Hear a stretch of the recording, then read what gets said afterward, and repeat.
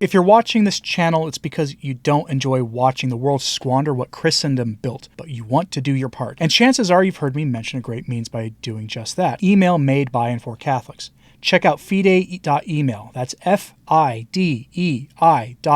Built for Catholic individuals, families, organizations, and groups. They're private, secure, and of course, they're Catholic. And they're offering 2 months off on your first year for an annual subscription if you enter the coupon code Return to Tradition without spaces. That's the name of this channel, without spaces, at checkout. There's been a lot of talk of schism in the church, and for a long time. Francis even quipped once that he felt that he might be the Pope that kicks off a schism. Well, it looks like the Vatican is not only going to recognize that this might be the reality, they're also leaning into it. They're practically embracing it.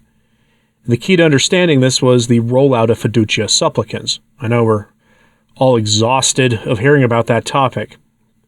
But the synodal way, and the Synod of Synodality itself, has kind of given us a hint of this. The Vatican has hinted at this. Vatican mouthpieces in the United States have hinted at this. They've all been on the same page remarkably about a couple of things. One, that they're ramping up their crushing of the traditional Latin Mass. And two, that you're going to begin to see 2 churches within one in the Latin West. 2 churches within one. One that has leaned into this progressive theology with the ordination of women and with the embrace of the James Martin morality and the rethinking of traditional Catholic morality, and the other where none of that happens. If that makes sense to you, if that sounds sustainable to you, then you're going to love the things coming from Rome. But if that doesn't make sense to you, if that sounds like it conflicts with the Catholic faith and what we know about the church and the very concept of a universal church, then buckle up, folks. Things are going to get rocky. So we turn today to a very, very long article that I'm going to give you a relatively small section of from The Pillar with this headline: The 2-Speed Church Agenda for the Synod. A 2-speed church.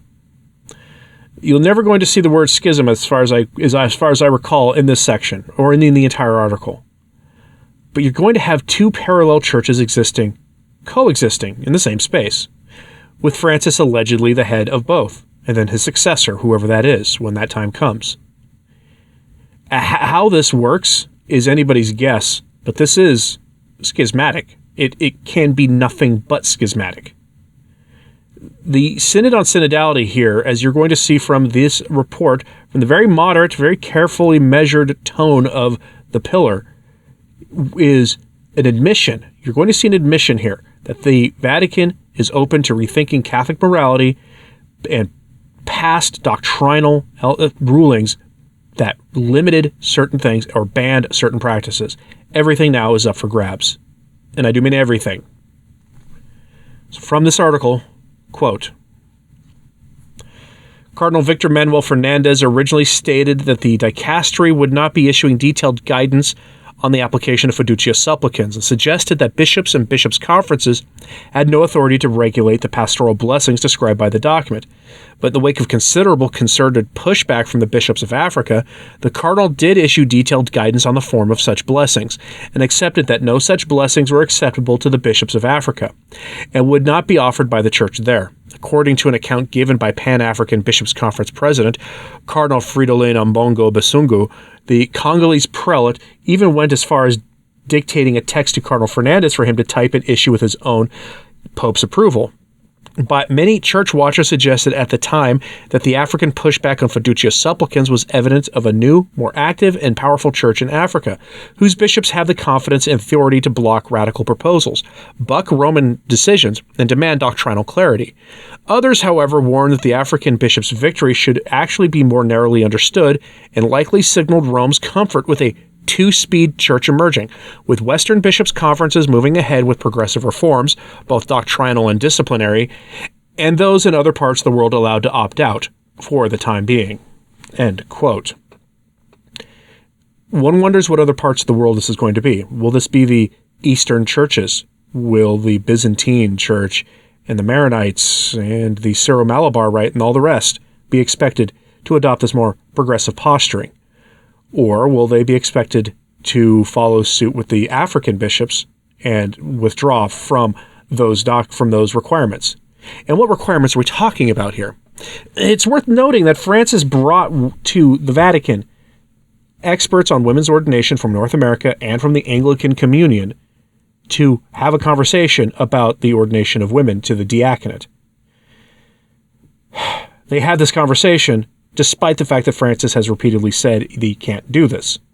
Tim Gordon has in the past pointed out on his channel that the way to understand what's going on in Rome is to look back to Amoris Laetitia, how Francis had repeatedly said no to the issue of the reception of the sacraments for those in civil marriages that had divorced and remarried Catholics, until he contradicted himself later and gave in to Cardinal Walter Casper's demands through Amoris Laetitia, and it's the infamous footnotes there. You could expect the same thing, he suggests, with the women's diaconate issue, and I tend to agree with that. I think that's where we're headed, along with the decentralization question, where doctrine and dogma will be determined by the most badly catechized generation in history, the laity, while the hierarchy looks on and then implements what they want. That seems to be the direction the synod on synodality is going. But one wonders, will the Eastern churches have to do those things? Will the African churches have to do those things? How far will the American bishops go with this? That's the question at hand, and it's a very, very real question, one that we should take very seriously. If we can get an idea of this, let's go back to that article, because our section here that's worth talking about is very long, and I had to break this up for you in multiple parts just for brevity's sake. So, back to it. Quote, "The extent to which the ongoing synodal process seems geared towards accommodating, even prioritizing, the priorities of Western liberal bishops seem further illustrated by several moves in Rome in recent days. In addition to confirming the session dates for the October of Saturday, the Vatican also announced the appointment of a new slate of papally appointed consultants to the Synod's permanent secretariat in Rome. While the consultors include noted experts on the movement for women's ordination in the United States and German authorities on indigenous Amazonian spirituality, not a single representative from Africa was appointed in the slate of synodal consultors. Some Vatican observers are now increasingly convinced that the post-synodal recommendations and documents will push for decentralization of church teaching and discipline along the lines of fiducia supplicans, with European and North American dioceses given permission to ordain women, end clerical celibacy, and reimagine the church's moral teachings, and bishops' conferences in Africa and Asia permitted to hold to, quote, traditional norms. In a speech delivered on February 16th, Cardinal Robert McElroy of San Diego appeared to argue for just such a two-speed, federated post-synodal church.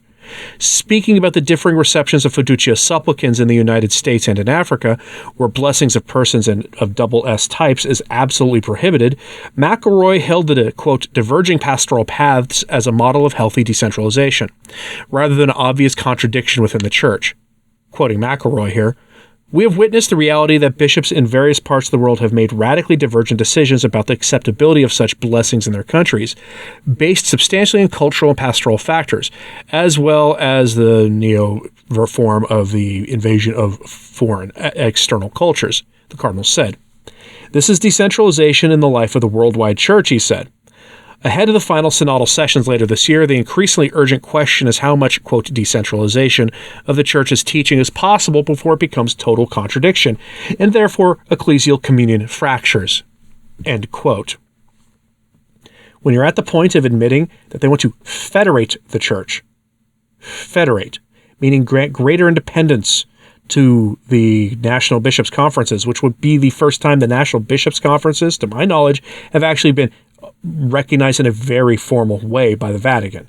The National Bishops' Conferences didn't exist until like the 1970s. They are definitely a product of Vatican II, and the push for this spirit of Vatican II on the church by the likes of Cardinals Bernardin and his confederates around the world. This would be giving that structure more formal authority, and you would start having a different religion showing up in these different places. Think how different Anglicanism is, depending where you go in the world. That's what you're going to see here. This is the Anglicanization of the church. The Catholic Church taking cues from the Anglican Communion is rather twisted, given that the Anglican Communion, the Anglican Church, is withering away. To such a degree, by the way, the logical outcome of their federation, of their greater independence, is that in many places of the world now, Archbishop Layman, the Archbishop Welby, or the Archlayman of Canterbury, as I call him, his authority isn't even recognized by much of the Anglican communion anymore because of the progressive changes he's made in that religion. This is where we are heading in the Catholic Church. And the Anglican communion is the guidestone for what will happen if we follow them. We are already seeing in the Catholic Church in the West fewer and fewer people going to Mass, unless you go to a traditional parish, which are bursting at the seams.